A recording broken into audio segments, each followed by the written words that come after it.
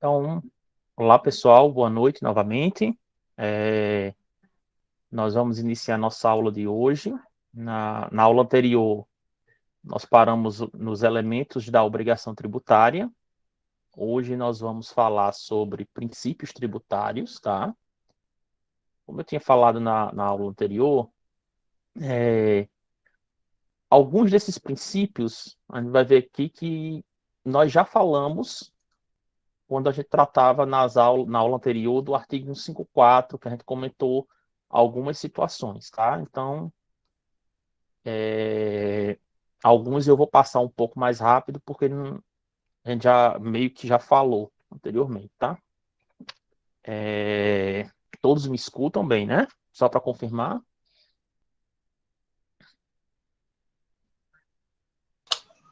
Sim, professor.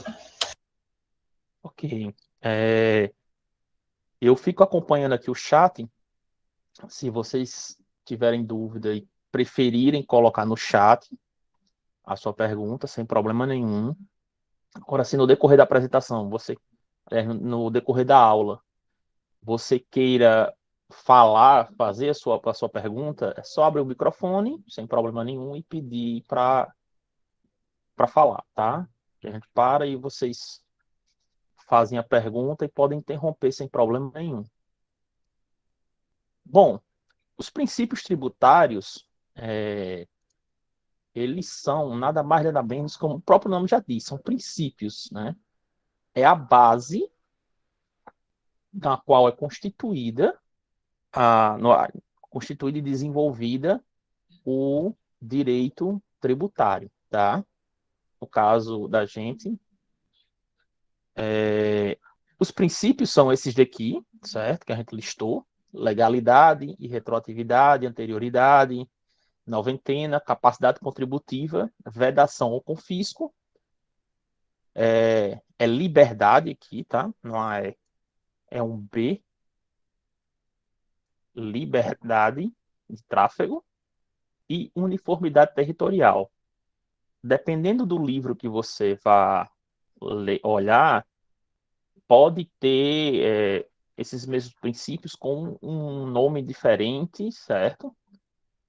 Pode ter algum autor que insira algum outro que não está aqui. Aqui nós estamos falando dos principais, tá? Que norteiam o direito tributário.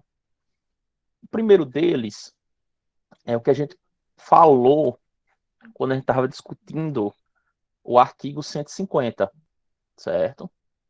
O artigo 150 da Constituição Federal de 1988, que é o princípio da legalidade. Basicamente, o que esse princípio traz? Ele diz que não é admissível, não é possível admitir a criação ou majoração de um tributo do dia para a noite, entre aspas, tá? Por meio de atos normativos que só dependam da assinatura de um prefeito ou de um secretário. Por exemplo, se assim fosse, o país não teria segurança jurídica.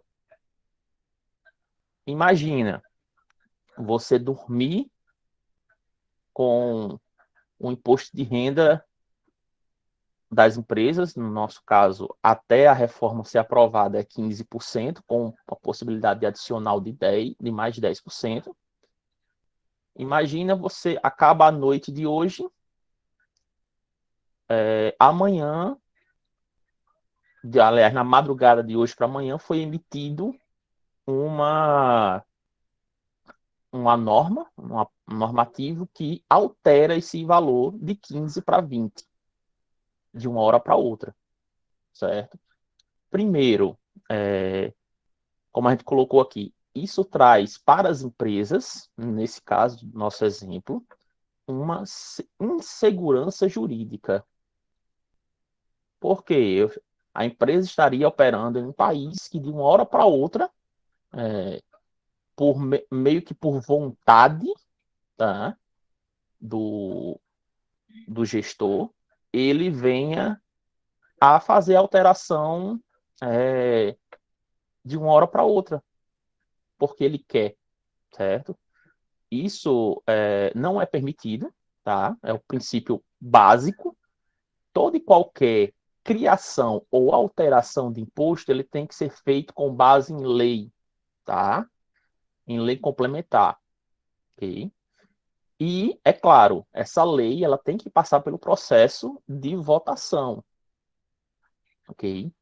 Votação, no caso, a lei federal, pela Câmara dos Deputados e pelo Senado Federal. Pode ter algum trâmite diferente, mas a lógica é essa, certo? É claro que tem algumas exceções, esse princípio da legalidade, certo? Que a gente vai ver mais à frente, mas a regra geral não pode, tem que ter lei, certo? E alteração da mesma forma, tem que ter lei. É o que a gente falou no artigo 150, certo? Sem prejuízo de outras garantias asseguradas ao contribuinte, é proibido, é vedado à União, aos estados, ao Distrito Federal e municípios, exigir ou aumentar a lei sem que, aliás, exigir ou aumentar tributo sem lei que estabeleça, ok? Para que um tributo seja exigido, possa ser exigido ou majorado. Majorado é aumentado, tá? Aumentar de 15 para 20, como a gente falou no nosso exemplo. Pelo poder público, deve existir previamente uma lei que autorize a cobrança. Sem ela, grave bem, qualquer cobrança será nula, será indevida, será inconstitucional, coisa do tipo. Okay?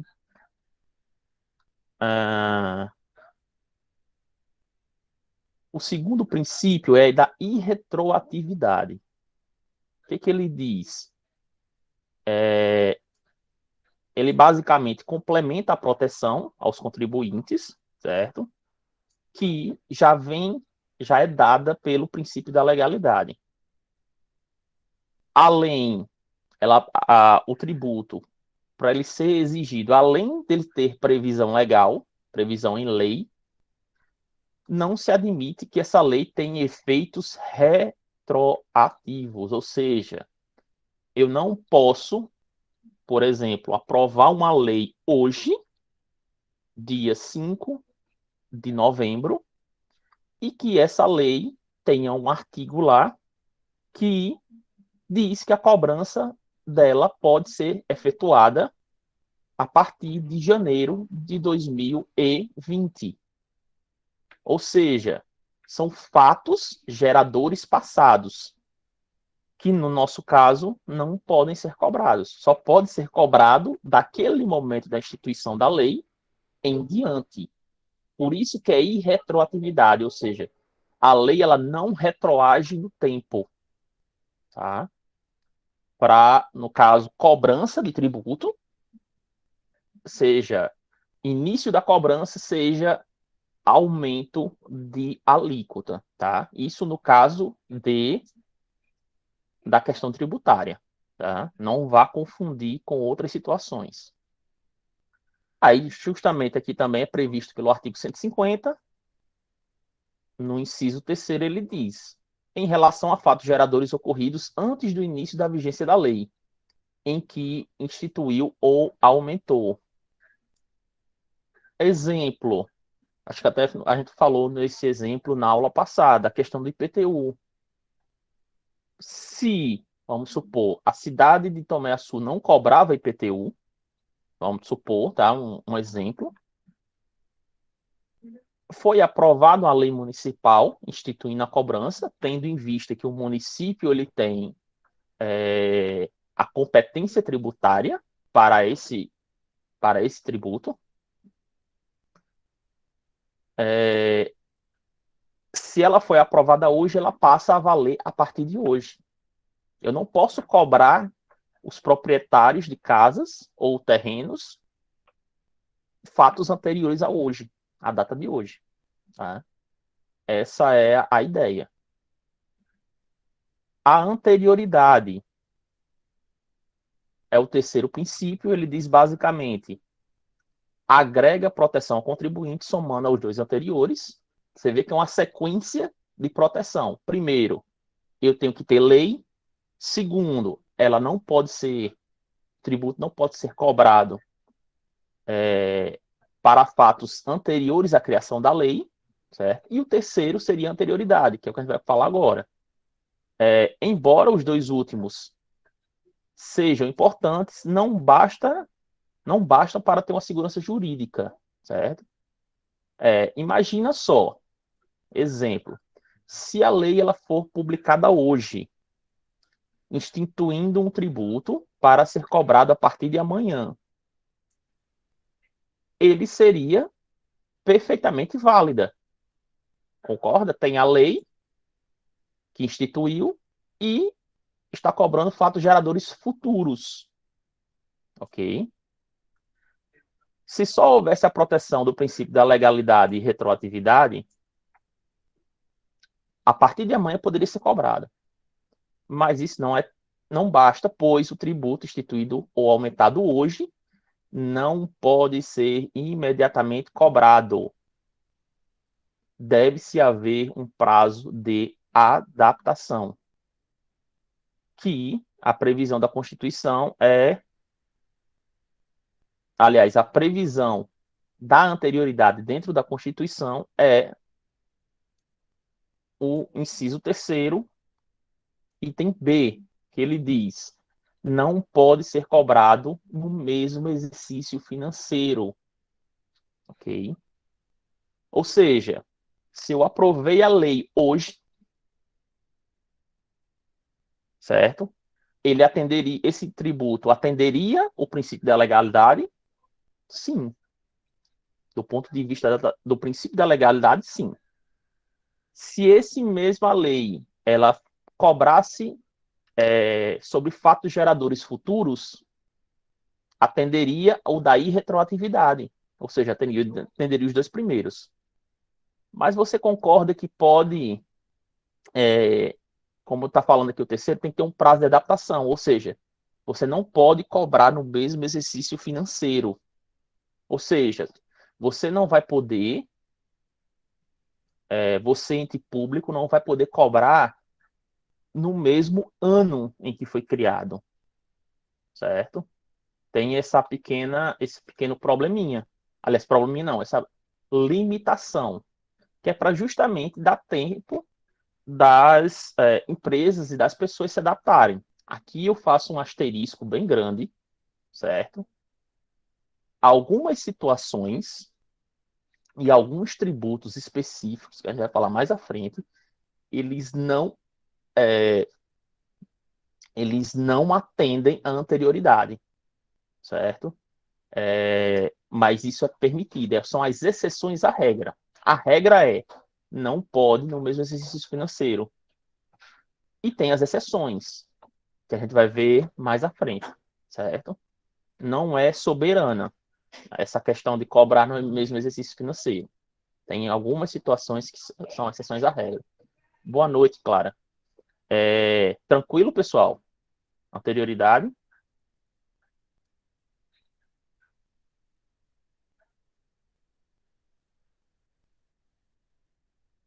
Ok. Se ninguém fala, eu sigo. O próximo princípio seria o princípio da noventena. O que diz basicamente? Beleza. Eu não posso cobrar no mesmo exercício financeiro. Eu tenho que ter lei, tem que ser fatos geradores futuros. Eu não posso cobrar no mesmo exercício financeiro, mas tem um pequeno detalhe. Imagina só, que a gente coloca aqui. Se essa lei ela for aprovada no dia 31 de dezembro, se eu aprovar a lei no dia 31 de dezembro, qual seria o próximo dia? Seria o dia 1º de janeiro. Culturalmente, o dia 1º de janeiro é feriado. Isso é tranquilo. Ele passaria a ser cobrado, se não tivesse o princípio da noventena, ele passaria a ser cobrado no dia 2 de janeiro. Tranquilo. Obedeceria o princípio da legalidade, obedeceria a irretroatividade, obedeceria a anterioridade. Porém, vai mais a fundo. Tipo, como é que você simplesmente aprova uma lei no dia 31 de dezembro para cobrar no dia 1º de janeiro, já do ano seguinte? Certo? Tem a proteção de cobrar apenas no exercício seguinte. E, adicionalmente, tem o princípio da noventena, que ele fala, não, você só pode cobrar decorridos 90 dias, tá? Aqui eu faço um outro asterisco, são 90 dias corridos, não é? São dias úteis, tá? Que fique claro. Lembre-se que 90 dias úteis é diferente de 90 dias corridos. Ok? Tranquilo? Noventena? É já para evitar essa situação de aprovação de lei nos últimos dias ou no último dia do, do exercício financeiro. Já para ter essa proteção adicional. Ok? Aí é o que diz a Constituição, né? O Constituinte, ou seja, os parlamentares que instituíram, que fizeram a Constituição, né? Na época, alterou a Constituição pela emenda constitucional de 42 de 2003, inserindo esse novo princípio tributário, que ele diz basicamente, novamente, artigo 150, inciso 3º, item C. Sem prejuízo de outras garantias asseguradas ao contribuinte, é vedado, é proibido, a cobrar tributos antes de decorridos 90 dias da data em que haja sido publicada a lei que instituiu ou aumentou, observando o disposto na linha B. O que diz na linha B? É justamente o princípio da anterioridade. Ok? Observar que não pode ser no mesmo exercício financeiro e que, adicionalmente, tem que decorrer 90 dias para o início da cobrança. Aqui eu faço outro asterisco. Tem alguns tributos que eles também não seguem o princípio da noventena. São exceções à regra, porque eles têm uma característica diferente, por isso que não obedecem ao princípio da noventena. Okay? O próximo é princípio da capacidade contributiva. Basicamente, está ligado esse princípio à questão de justiça fiscal. E antes de aprofundar a questão, vamos ver o quê? O que está previsto. Artigo 145, inciso 1º, ele diz, sempre que possível, os impostos de caráter pessoal, aliás, os impostos terão caráter pessoal e serão graduados segundo a capacidade contributiva do contribuinte. Certo? Contribuinte aqui, leia-se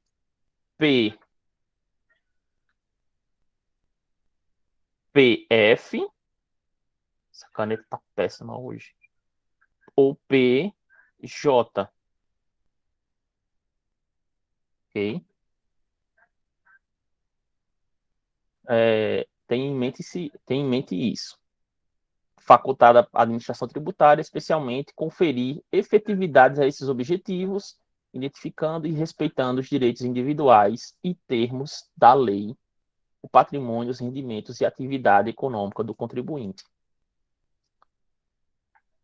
Um exemplo, né, onde é aplicado esse princípio da capacidade contributiva. O bom e velho imposto de renda pessoa física. No caso, o imposto de renda, você paga de acordo com a sua renda. Tem a faixa de isenção, tem a primeira faixa, que é 7,5% de imposto de renda, a segunda faixa, 15%, a terceira faixa, 22,5%, e a terceira faixa, 27,5%.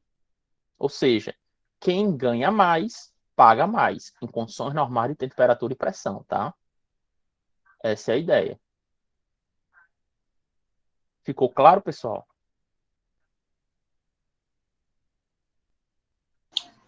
Sim, professor. Ok. O O próximo é vedação ao confisco, ou seja, é proibido o ato é proibido a administração pública, seja ela das três esferas, instituir impostos com o princípio de confisco. O que seria confiscar? É tomar a renda das pessoas, ou parte da renda, ou tomar os bens. Em que sentido? Nós temos lá, pegando o exemplo do IPTU, o município tem a cobrança de IPTU, porém, ele gradativamente ele vai aumentando a, a base de cálculo e, consequentemente, aumentando o imposto cobrado dos contribuintes que têm casas. E aquela pessoa mais pobre, vamos dizer assim, se não tiver um mecanismo na lei, que tem algum princípio de justiça fiscal, se não tiver nesse mecanismo, aquela pessoa mais pobre ela vai ter dificuldade, com o decorrer dos anos, de pagar o IPTU. Certo?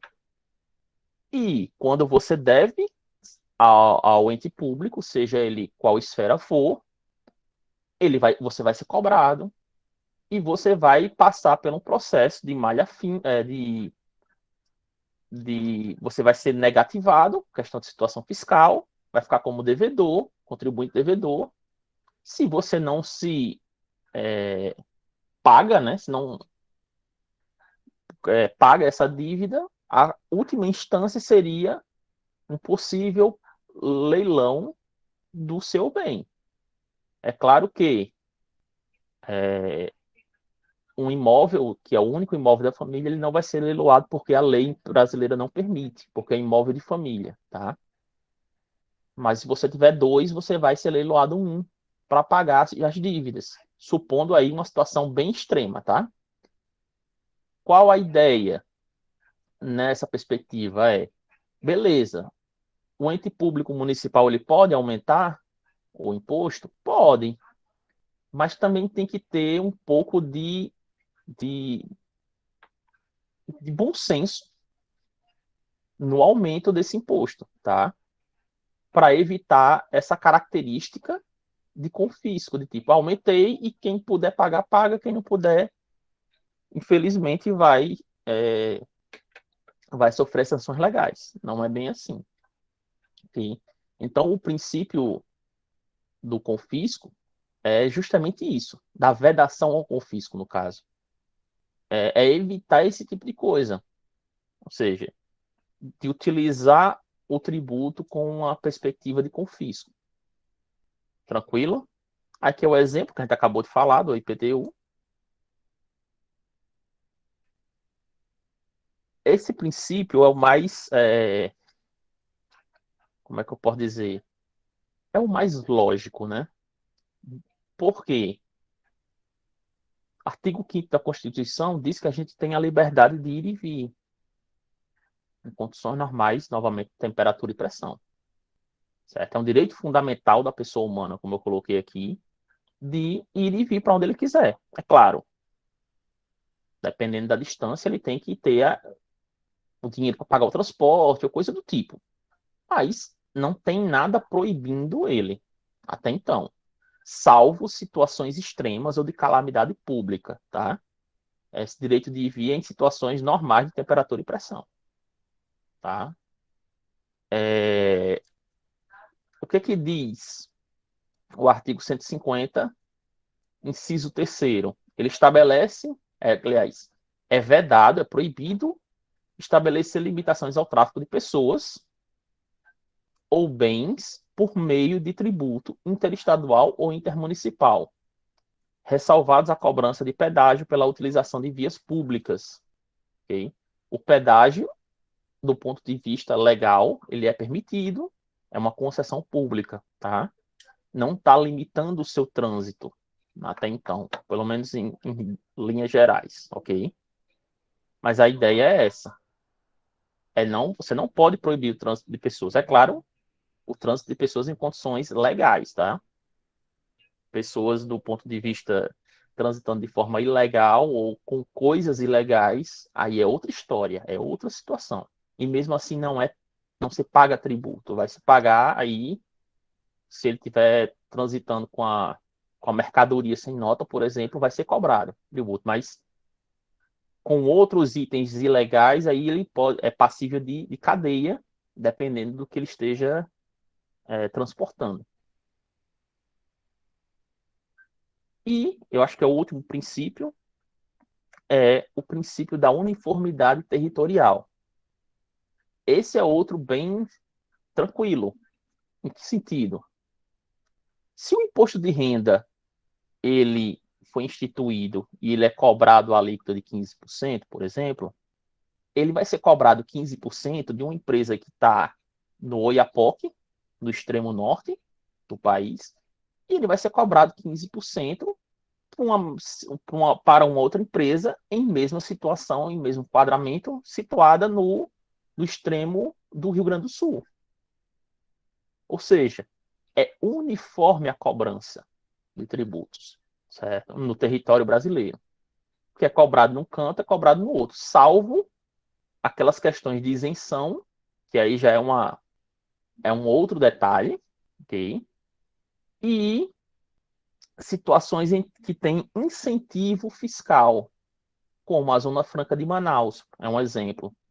Ali foi criada uma situação específica do ponto de vista tributário, onde empresas que estão situadas ali e que foram atraídas e foram captadas e convidadas a virem a se instalarem ali, né?